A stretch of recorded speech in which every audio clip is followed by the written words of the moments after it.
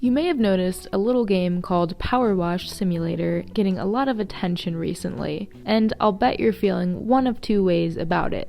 Either, hell yeah, that game looks so satisfying and relaxing, or, what? You want me to do a virtual chore? I don't even want to clean my own house. I know, simulation games are definitely not everyone's cup of tea, but they sure are mine. It all started when I tried American Truck Simulator on a whim. I hooked up my first trailer thinking, hey, that's cool, guess I'll drive it down the highway now, and all of a sudden, hours had gone by. I'm going to go through a few different reasons why sim games have become so popular to either help you understand why so many people are playing them, or to assure you that you're not crazy for thinking about your lawn care business at all hours of the day. Repetition. Now, repetition is definitely a double-edged sword. On the one hand, games that have one main focus tend to be really good at doing that one thing. PowerWash Simulator, for example, is very good at making you feel like you are actually power washing something, because there are different nozzles and soaps to use for each job. And it's only through testing out these different combinations that you'll find the method that works best for you. On the flip side, a lot of people will get bored doing the same thing on repeat. But to the right audience, there's nothing better than starting up your mower and getting into a nice rhythm as you cruise across the grass. Repetition can also be soothing. You know exactly what to expect when starting up a game, which again is a reason some people stay away from these types of titles. Progression and upgrades. In most games, there's some sort of upgrade you'll try to get in order to make the game easier. This could be something like upgrading weapons, movement, or other special skills. Basically, skill trees. In a well-thought-out game, progression will act as a guide and a motivator for the player, instead of being a frustration. With most sim games, you'll start out with the absolute basics, usually the slowest and least efficient version of whatever tool it is that you're using.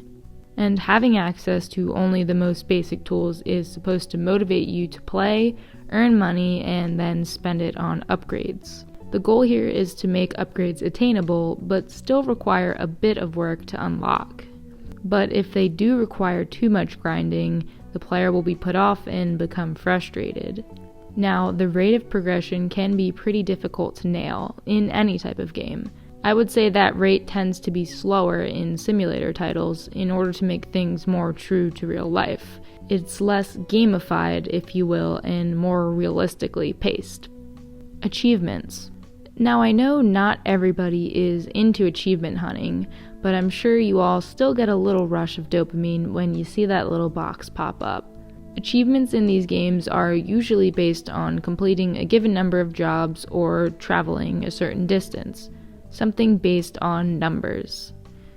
There can also be self-imposed achievements, like saving up to finally be able to afford that new truck or garage.